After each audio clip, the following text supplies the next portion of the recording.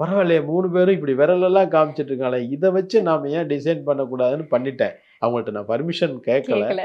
அவங்க வந்து review கொடுக்கிறதோ, tips கொடுக்கிறதோ, இல்ல இப்படி பண்ணுங்கங்கிறதோ அவங்க இந்த இடத்துல இல்ல. அந்த ஃபோட்டோ ஒண்ணு இருக்குது பின்னாடி தேவயானி இருக்கிற ஆமா. மாரி. இது வந்து என்னுடைய உறவினர்கள் வீட்டுக்கு அவங்க போனபோது 3 பேரும் சேர்ந்துட்டு செல்ஃபோன்ல எடுத்த ஒரு ஃபோட்டோ. அது மெயில்ல அனுப்புனதுனால, மறுபடியும் போய் தேவயானி ஃபோட்டோஸ்ன்னு தேடும்பொழுது அதுல மெயில்ல அது இருந்தது. பரவாயில்லையே 3 பேரும் இப்படி விரலெல்லாம் காமிச்சிட்டு இருக்காங்களே, இத வச்சு நாம ஏன் டிசைன் பண்ணக்கூடாதுன்னு பண்ணிட்டேன். அவங்கள்ட்ட நான் பர்மிஷன் கேட்கல. கேட்கல. பார்த்தாங்க.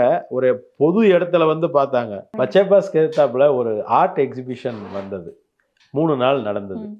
அதில தான் ஃபர்ஸ்ட் டைம் நான் ஒரு வெளியில போய் ஒரு ஸ்டால் பண்றேன். எனக்கு குடுத்தாங்க ஒரு ஸ்டால். சரி நான் பண்றேன். அதுக்கு தேவயானி சீஃப் கெஸ்ட். அவங்க வந்து விளக்கு இதெல்லாம் பண்ணிட்டு, பண்ணிட்டாங்க. நல்ல ஒரு கடையா பார்த்துட்டு வரும்போது பார்த்தா, அங்க எனக்கும் ஒரு கடை இருக்கு. ஷாக் ஆயிட்டாங்க. நமக்கு ஒரு கடையா இங்க அப்படின்னு பார்த்தா, அதில இப்படி நான் வச்சுட்டு இருக்கிறத பார்த்தா அவங்களுக்கு சிரிப்பு வந்துருச்சு.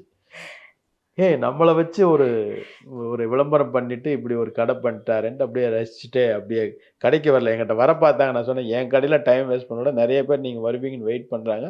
ப்ளீஸ் போங்க." அப்படிதான் இந்த லோகோவும் இந்த லோகோவை இவங்க காட்டுற போட்டோவ அதற்காக தான் தயார் பண்ணேன். இல்லன்னா எனக்கு அது தேவையே படாது. இப்ப கூட பாருங்க. இத வெளியில நான் கொண்டு போய் காட்ட போறது இல்லல்ல.